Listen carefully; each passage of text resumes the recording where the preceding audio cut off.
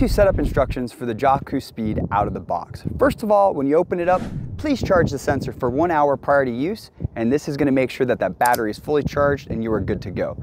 The second very important step actually happens on the app. After you've completed your profile, you're going to want to click My Jawku, Pair Jawku, and then you click the sensor with the serial number when it pops up on the screen. After it has connected or synced, it's actually going to show you that serial number. You can delete that entire serial number by clicking in the box, and now you can name your Jawku yourself. So you could put John Wells, which is me, as the name of the sensor, or maybe you've got another nickname you want to name it, or your team or your coaches. This is the next really important part. You're going to click Test. As soon as you click Test, let's just start with Speed. Click Speed, and the first time we ever connect our Jawku Speed sensor to the app, it's going to do 120-second or 2-minute time sync calibration. This is very important because it is syncing the time on the sensor to the time on your phone to help with those laser accurate to 1/100th of a second precise results. When you're doing this, you want to make sure that you're not doing anything else on your phone. Do not close out of the app, do not text, do not do any phone calls. Make sure to leave it open while it's doing that 120-second time sync. If you do not do that 120-second time sync correctly and you're doing other things on your phone, that could incorrectly calibrate the system, which would result in inaccurate results. So please make sure to follow that 120-second time sync. After you've done that, you're good to go. We can do that test. So you're going to put the sensor in the watch if you're doing the laser start to hand finish. The athlete's then going to put that watch on their wrist, and then you're going to select your test in the app that you want to do. Let's just say we're going to do a 10-yard dash. So you're just going to go speed, 10-yard, movement, or audible, depending on what you want to do.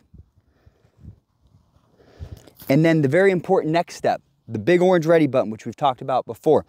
You click that button while the sensor is connected and in range of Bluetooth. Because if we're 40 yards out and your coach clicks that button, it won't do that second time sync that we need on every single test in order to be accurate. So press the big orange ready button while the sensor is still connected to the app. If you are doing a 40-yard dash, it is still good. As soon as we run the test as normal, when you come back into range of the test, it's going to give you that laser accurate result and reconnect to the phone. But for now, we're just going to do a 10-yard dash demo. Sensor on your down hand. That's very important if you're doing a 3-point stance. As soon as you're set, click the button. You're going to hear a beep. That first beep is indicating that the sensor has started and you're good to go. It's waiting for you to do your test. Now, as soon as we take off, we hear that second beep. That second beep is also important because it tells you that, hey, we triggered that start time accurately and it is captured and tracked. Then you run through the camera. You're going to hear that finish line time from the sensor. And now on the watch is going to send the time from the start over to the finish. It's going to take that laser accurate torso finish line time right there on the app instantaneously. So that is how start to finish out of the box. You run through connecting your sensor to the app, doing that time sync calibration. You then select your test, and then how you should properly run that test when you're going through the camera.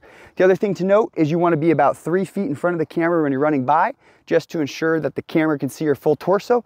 Please do not veer too far away from the camera or you will get an error message or it won't show a time. So you want to make sure, because this is a live laser gate, just like your laser gates, that nobody is standing in front of the camera in this section of the area where the camera can pick up that body or a person running in front of it while that athlete is doing their test. If somebody does interfere with the camera, you're going to get an error message on the screen that says, apologies, something triggered the camera during the test. That means you need to restart the test. And if you're wondering what that message is, that is what it means. Someone was seen or some object was seen in the camera that interfered with the laser. So what we actually recommend is our coaches, the athletes, you want to be behind the phone, standing right around here. So then that way you're not interfering with the camera. So those are the important tips and tricks in order to start with your Jawku Speed out of the box.